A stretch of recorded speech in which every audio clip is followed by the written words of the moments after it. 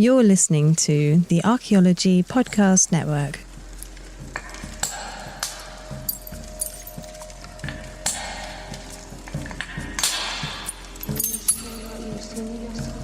Welcome to episode 6 of Ethnocynology. I'm here again with Dr. Alyce Cannon, our friend from, I don't want to be cliche, but down under.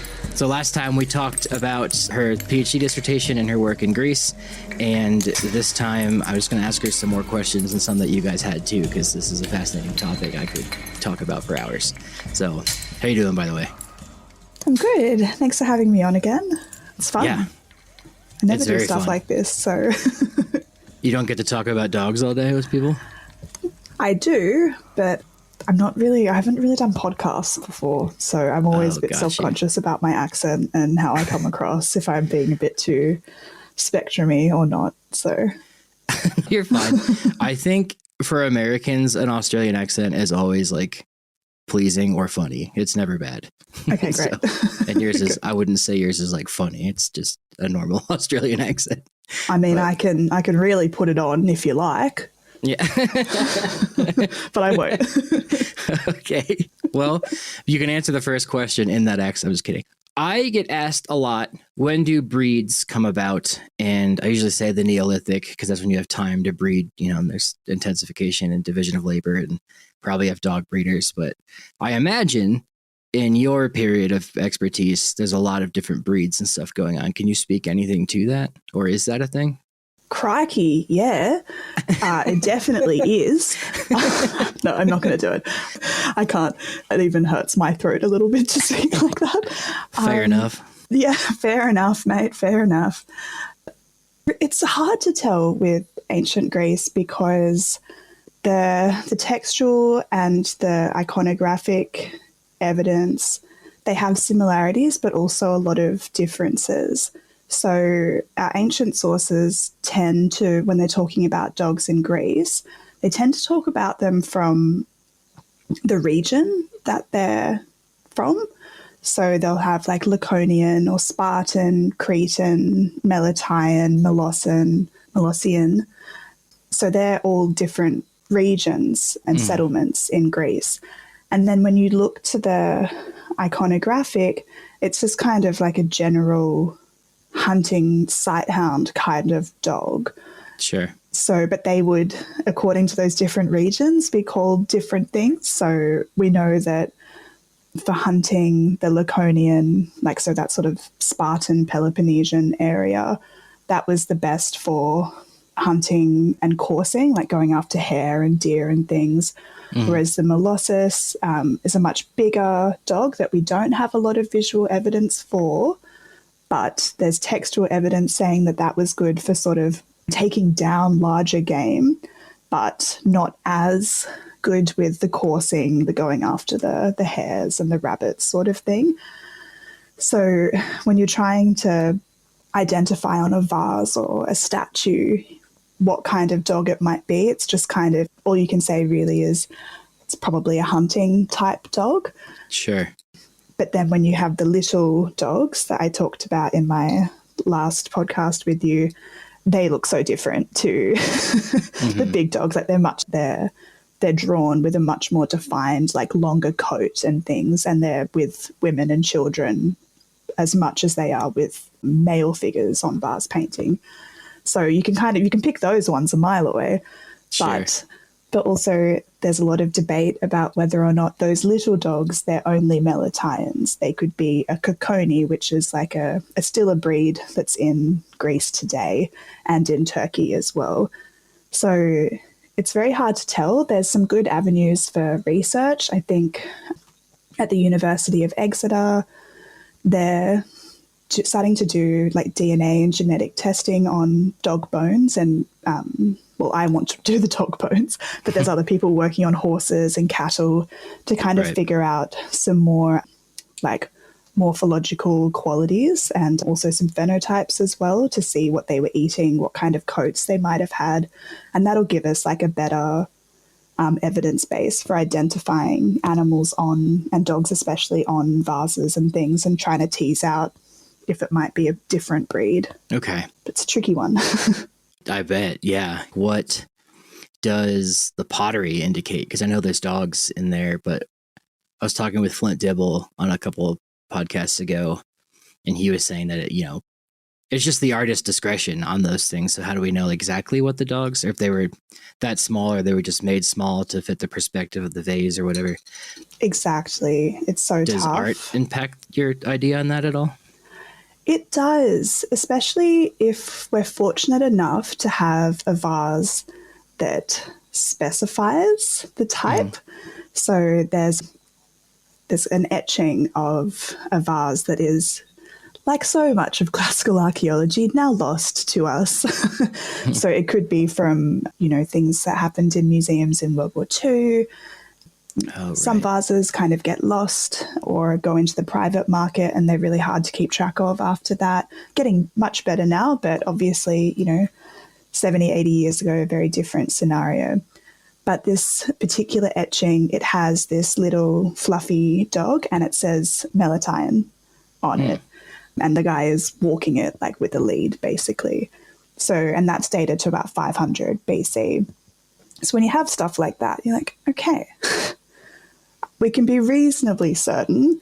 It could also just be referring to the island of Melite, or, it could be alluding to a particularly sweet scene because, Mela has connotations of honey and sweetness. So there's all different ways that you could read it, but it's more likely that it's referring to the type of dog that's there. Yeah. But you don't really get it with hunting type dogs, and you never get it with the larger dogs that you'd associate with guarding. So it's hard work. You kind of have to go through every single vase out there. I mean, when I did my initial research for this, I think I came across like 15 or 1600 vases, just Athenian-made vases that had dogs on them. Yeah, and trying to kind of go through all of those, which I did, and it took so long figuring out the different scenes, and it's near impossible to pick out if something is what we would call a breed or a type today. And yeah, Flint is right. It is down to artist discretion.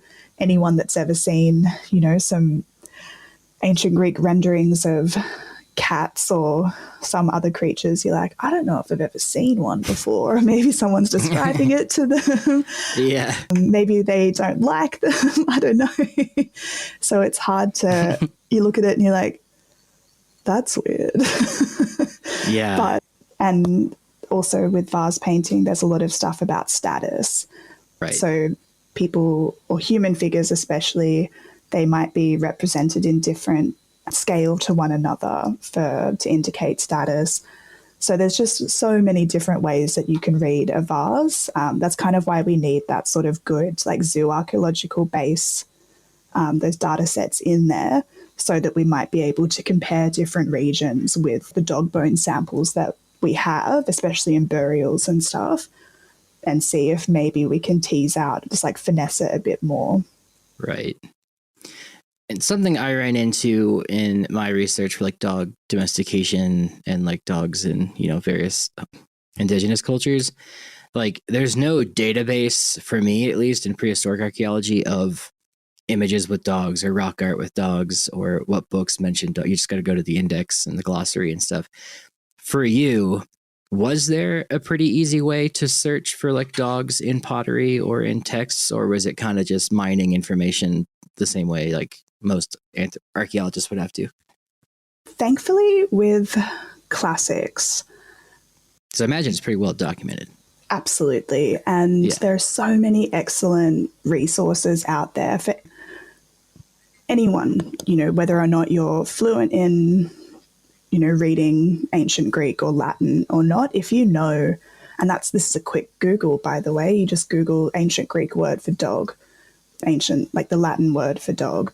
And then there are all of these amazing databases. There's one called Perseus that a lot of people look at that has literally basically every single ancient text that's been digitized. And you can do keyword searches, and you pop in, Kion in Greek, and it'll come up with every single time that has been mentioned, and it's also declined for you. So it'll find all the different ways that that particular base word comes up. Right. And then from there, you can look for similar or like words that come from the original noun, all of that sort of stuff. And then it's tricky because then you've kind of got to go through all of these texts to figure out what the hell is going on, if dog's just being mentioned passingly or if it's part of a bigger part of that narrative. And then with vase painting, there's an amazing resource called the Beasley Archive Pottery Database. And that's just kind of like the standard for anyone who wants to have a look at ancient Greek vases. It's run out of the University of Oxford, all free, available online. Cool. And you can go in by like fabric, so where it was, like the style, where it was made. If you want black figure, red figure, or white ground, you can do vase shapes. And there's also really awesome keywords.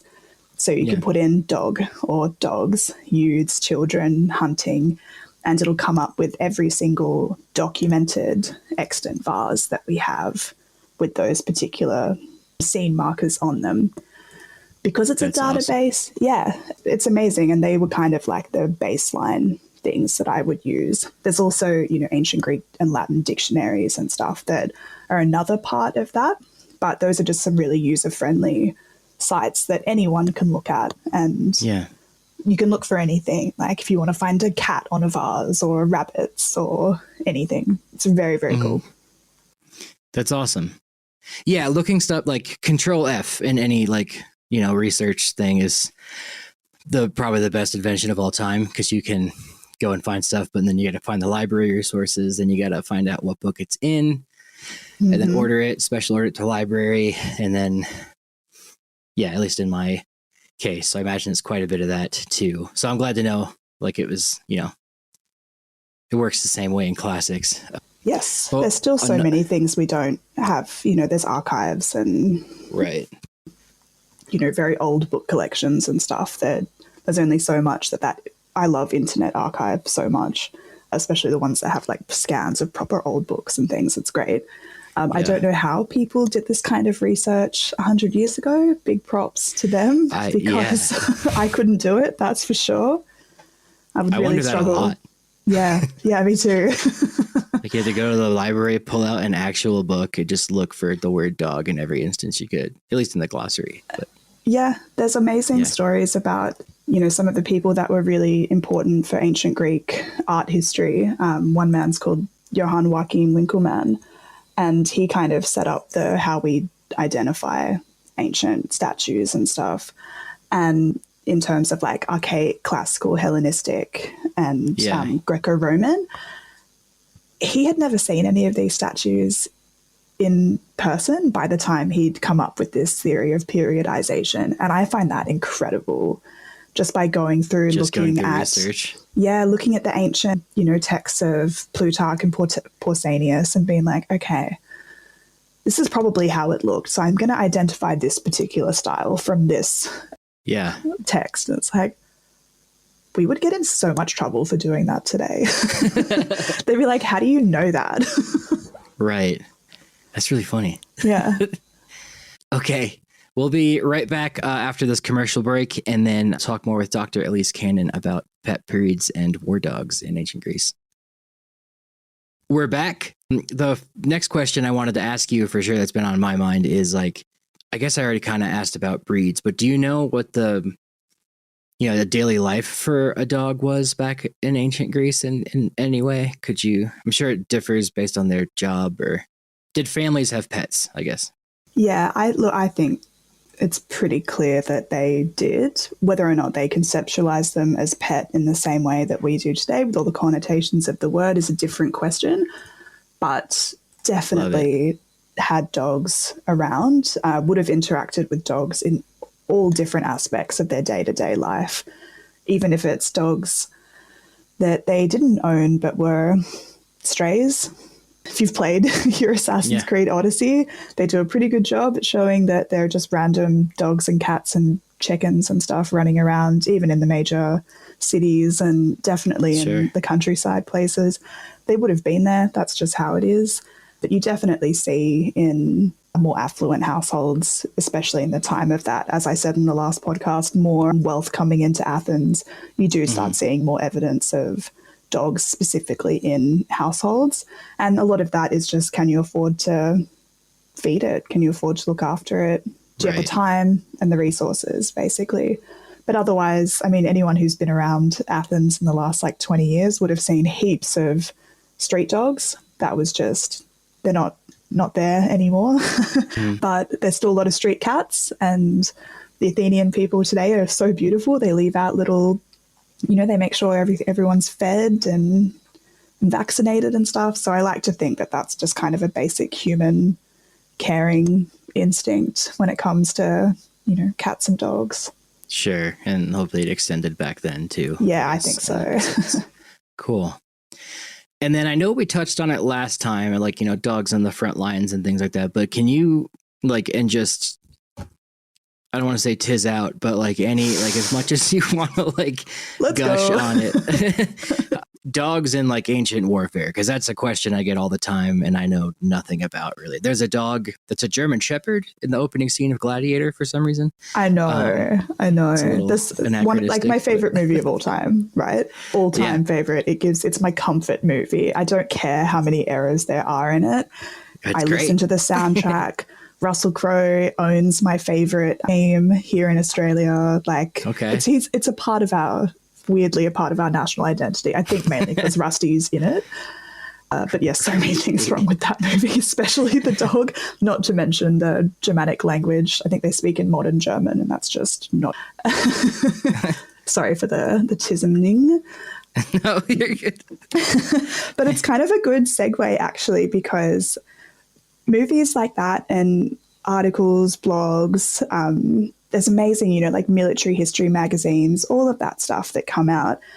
But it just kind of becomes part of this general idea that we have that dogs would have just been involved regardless of whether or not we've got it right in terms of what kind of breed or aesthetic they would have had. Yeah. And that goes all the way back to the ancient Greek times as well. There's so many, when I was researching for my chapter on war dogs, there are just so many general blogs and articles and stuff just being Greeks used dogs in warfare. And it's ancient Greece was a very diverse place full of different settlements and different cultural and social identities. So just because you've got evidence of it happening on maybe the Ionian side or in one of the colonies, near the Near East colonies, that doesn't mean that that's across the board, right?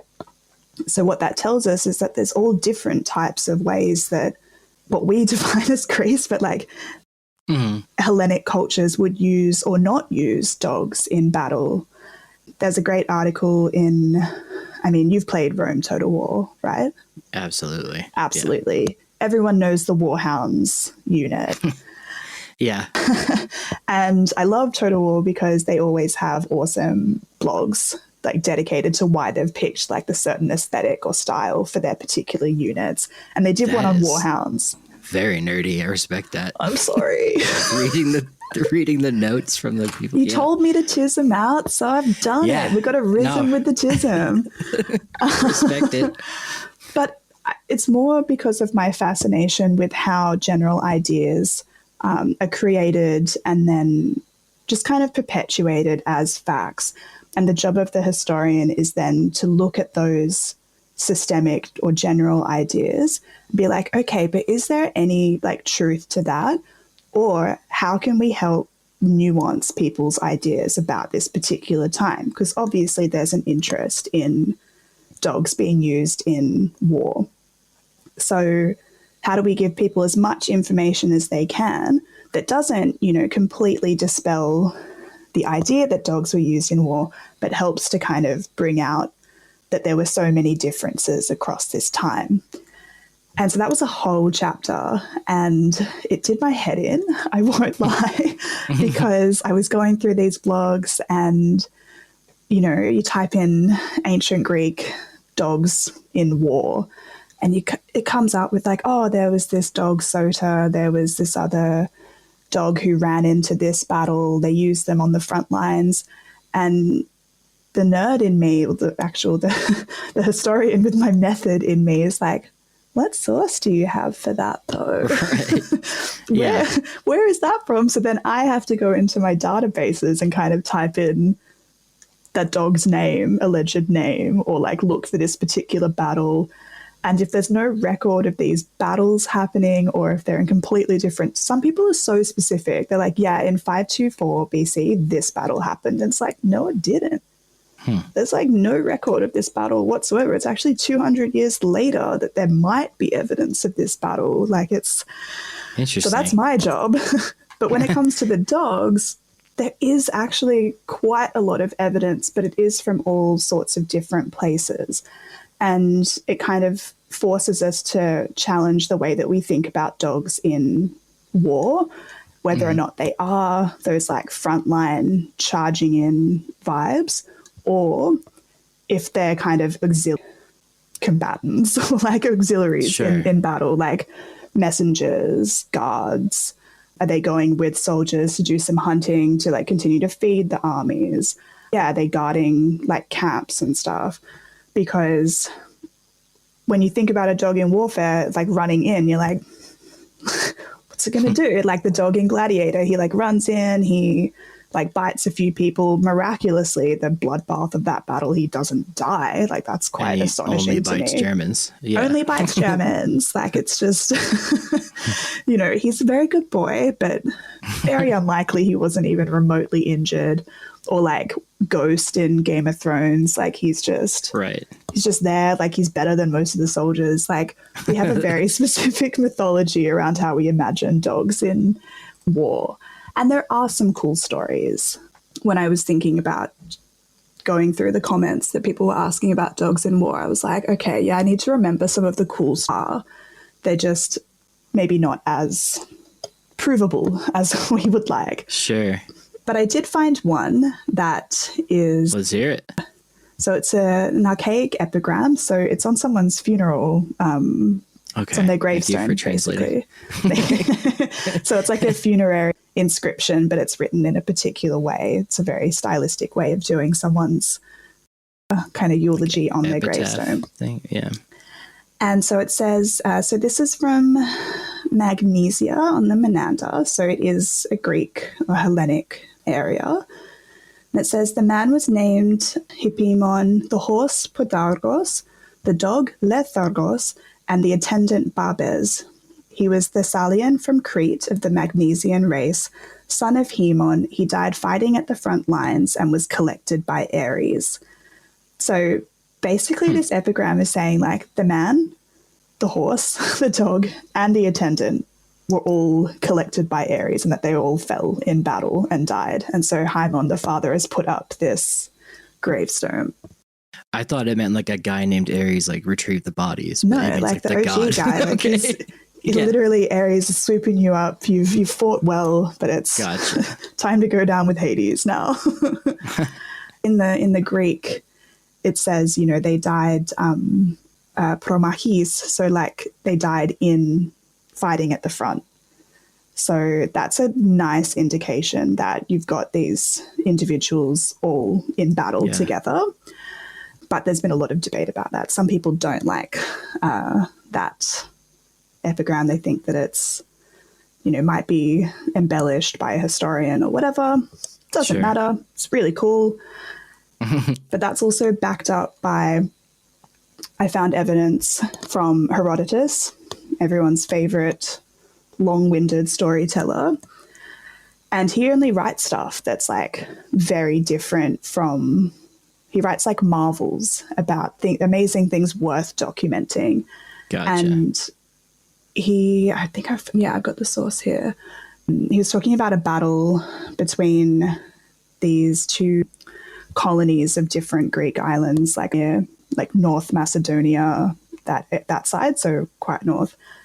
And he calls the battle monomachia, which is a single combat. So instead of going all sides fighting, they pick, like they do in Troy, right? Achilles versus like that giant dude, like one-on-one, like mono-a-mono, or whatever it's called. Boagrius, I think was his name. Boagrius, that's the one. Oh, God, how good is Brian Cox in Troy? Sorry, like Wait, who's Brian Cox? the dad from Succession. Oh, okay. Yes. He's Agamemnon, like the best. Yes. So that's like a one-on-one thing. Yes, but Herodotus that- describes it. Sorry. Sorry, he's the uncle in Braveheart too. That's what I know him from. Yes, he is the uncle in Braveheart. Beautiful Scottish man. So yeah, Herodotus is talking about this like Achilles Boagrius style, but instead of one-on-one man, it is slightly different. It's man against man, horse against horse, and dog against dog. Seems kind of flowery. Yeah. Right? Because I'm like, how are the horses fighting? But I figured it's the men would be on horseback. They're charging into each other. Most likely. But also like the Greeks had a particular like cavalry unit called the Hippes. I can never pronounce it correctly. So my thinking is that it's a fight between a cavalryman, an infantryman, and dog. But I like it. who knows? Herodotus also, gold digging ants. People love to bring that one up, like that's a example of him just making stuff up. But I think it's cool. There's examples there. Dogs actually sort of potentially participating in battle, but there's also way more evidence of them like around like fortresses before sieges and stuff, which makes sense. Like, the dogs are barking, something's around. Right. And messengers and stuff, like people sending messages in between camps and stuff. There's really cool stories about how they would like train them and stuff to know the sense of different trainers at each camp so that they could bring Even them back along. then. Yeah. That's so cool. They're not silly. Like, Yeah. It's not this like primitive, dog? What use for dog? sort of thing. Like they had very, very sophisticated ways of using them. Yeah, it's very true. The Greeks and the Romans were pretty advanced. Yeah. Okay. And then when I was at the British Museum, I saw like statues of Molossian hounds everywhere. Yep. And I'd heard like Alexander the Great had one, but there's a lot of stories about Alexander the Great that are just, fable. Yeah. Apparently he named a city after Peritas, the dog. So let's talk about that. What is that? I didn't know that. Yeah, his favorite dog was Peritas. And I think that, on one of his expansionary campaigns, the dog died, like, and he named something joint after post it. on our Instagram. Yeah, Cool. I think so. Now we need to talk about that. I didn't know that. I know he named Bucephalia, like after his horse. Yeah, we love Bucephalus. We do love the sweet black horse from the movie. Okay, so is there any evidence of Molossian hounds being used? I know you probably already kind of touched that with the warfare, but yeah, or at least as guard dogs. Definitely. Have another chapter on those in my thesis. Okay. And I've actually just pitched a couple of postdoc applications around them because I'm so interested in these giant dogs, because they're another example of when you go online, look at blogs. Yeah, these dogs, like they were everywhere. They're related to the Cane Corso and, Mastiffs and stuff today. And it's like, well, we don't know that. Like there's physical similarities for sure, but there's no genetic testing being done because that requires you to find Molossus bones. Right. So, it's one of those damned if you do, damned if you don't sort of things. Like we need the evidence base. Like we can't just say, oh, it looks like this. It's like, well, they're not related at all. They just have maybe similar size and stockiness and stuff. But the Molossus is from Epirus, so northern Greece as well, far northern Greece, still around today.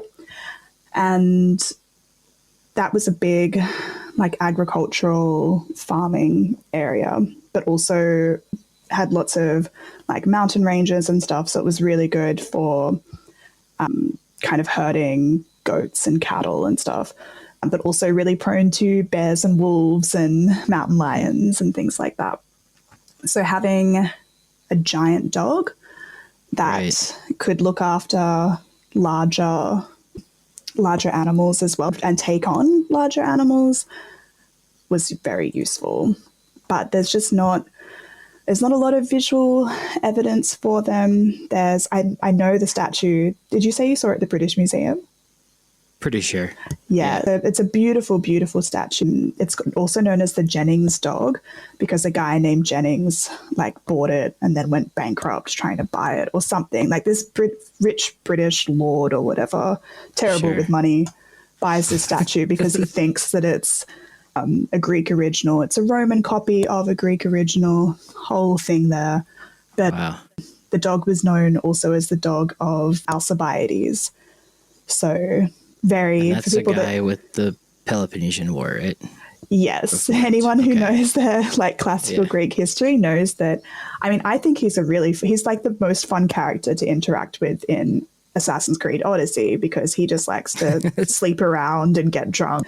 But in the history books, like he's very, very, very shrewd. He's also very self-interested, very, very, very rich. But he was a favorite of Socrates, so like he's not a dum-dum, right? And the story goes that Alcibiades had spent like 7,000 drachmae on the finest Molossus dog that money could buy, and people were just like, wow. But that's also because he was known for being very luxurious.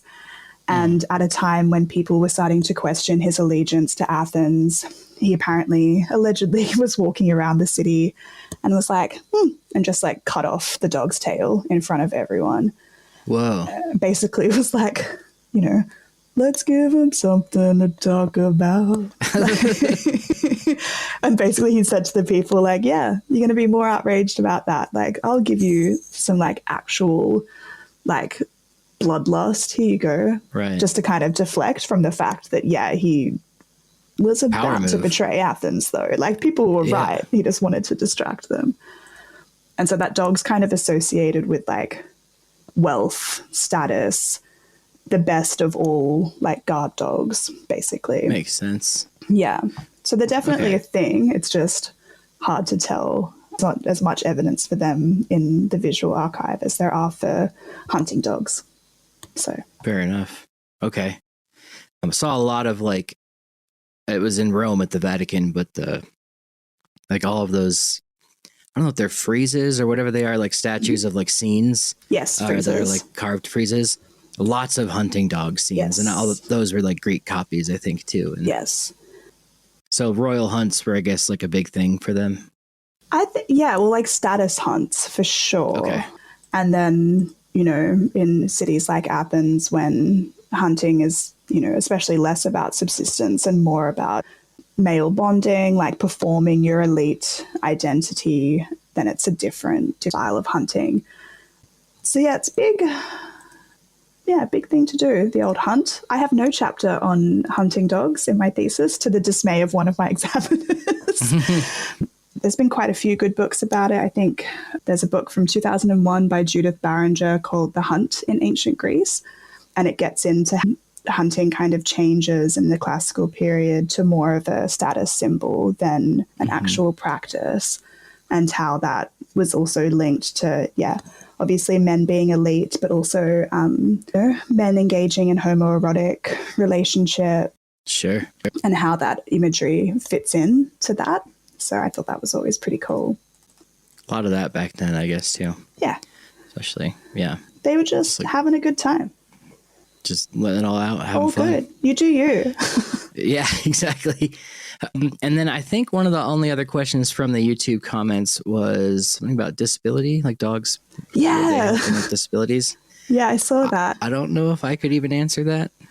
Thought about it because, props to the person for searching my academia page, because disability is one of my other interests. It's also, I work in the disability sector here in Australia.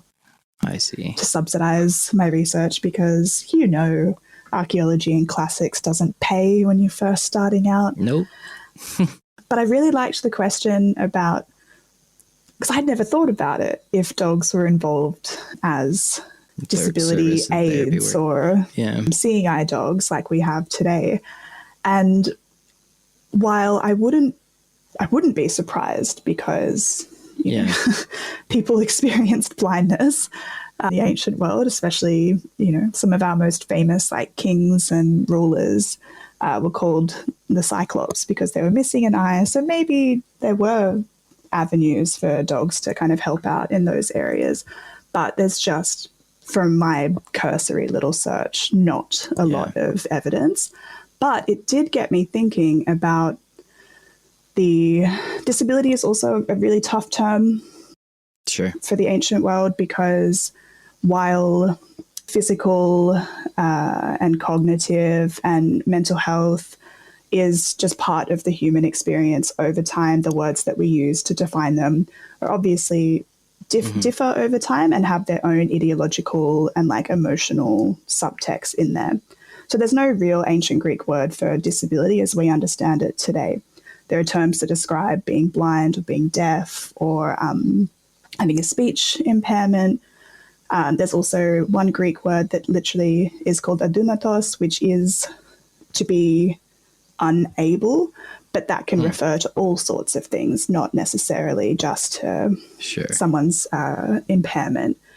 And funnily enough, with that aspect of physical impairment, there's also the thing about ancient Greek religion, and is that it's deeply linked with healing. So it's a very, very holistic way of experiencing your body as something that's also deeply connected to the environment, to the gods, to everything. And so they've got these healing sanctuaries, and there's one in Epidavros called the Asclepion, the god Asclepius, the original man of medicine. I think that's the dude that's on the staff with the snakes for... Oh, okay. I know what you're talking about. Yeah. I know you guys have it in the States, but we don't have it in Australia. So I'm like, yep, that dude.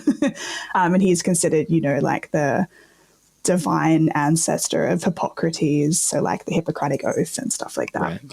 And those sanctuaries, they had dogs at those sanctuaries, either to guard, but there's also these awesome inscriptions from this sanctuary in Epidavros that talks about the people that went there, the conditions they presented with, what their treatment was, and what the aftermath was. They're very, very quick sentences, but two of them mention two different boys who present with blindness, or this could just be an eye infection or something.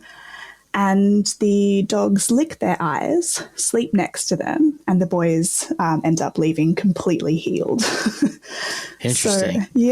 So there's some sort of affliction with the eyes, but the dogs are involved in some sort of like magico-healing way. Dogs' saliva does have like antibiotic properties for scabs and stuff. Would I let a dog lick my eyes? Absolutely not. I don't want to get pink eye. But, but there does seem to be that, sort of connection between dogs and healing in that sense. So there was a lot to think about, and it definitely piqued my interest. And now I'm like, I wonder if I can find some ancient seeing eye dogs. That would be a great thing to, that's a whole dissertation in itself, I guess, too.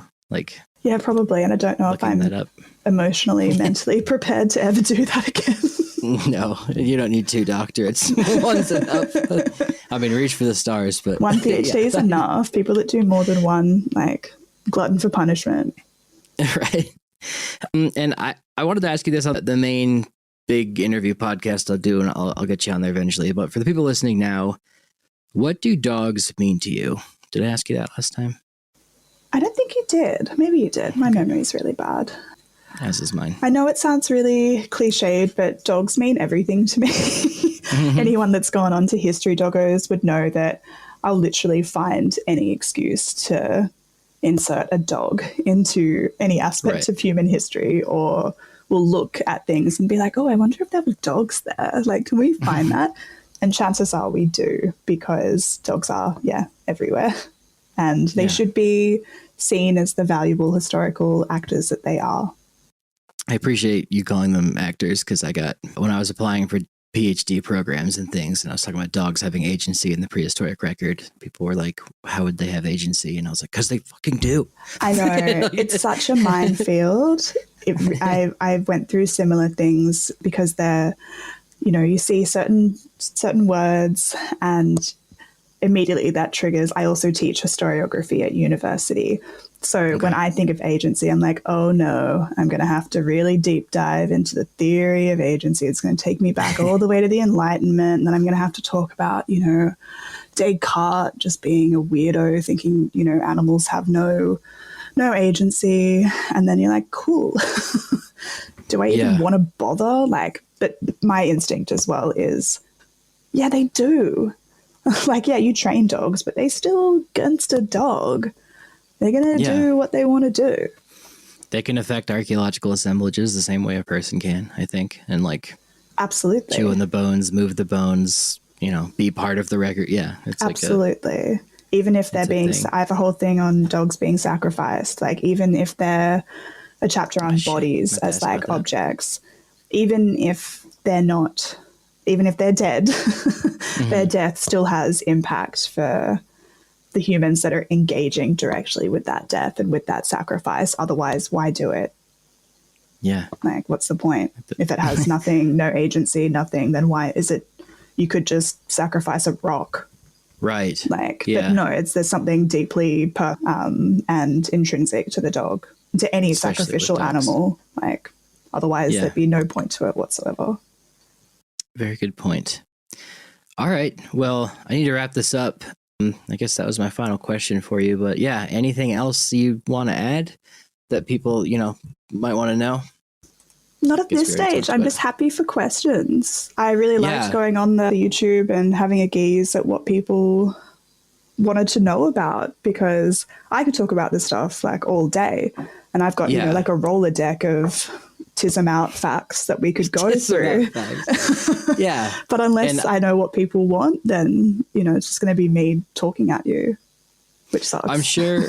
I'd love when you're talking at me about this stuff. I'm sure people have many questions down the line about this and that, or haven't seen these episodes yet. So, I have no doubt I'm going to have you back on probably multiple times. So whenever you want to come on, let me know. I love it. And then, anytime. Yeah.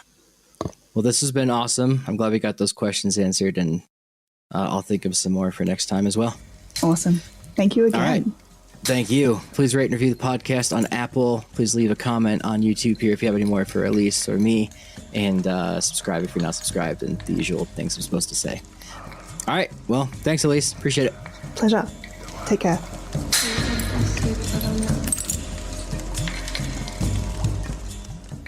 This episode was produced by Chris Webster from his RV traveling the United States, Tristan Boyle in Scotland, DigTech LLC, Cultural Media, and the Archaeology Podcast Network, and was edited by Chris Webster. This has been a presentation of the Archaeology Podcast Network. Visit us on the web for show notes and other podcasts at www.archpodnet.com. Contact us at chris@archaeologypodcastnetwork.com.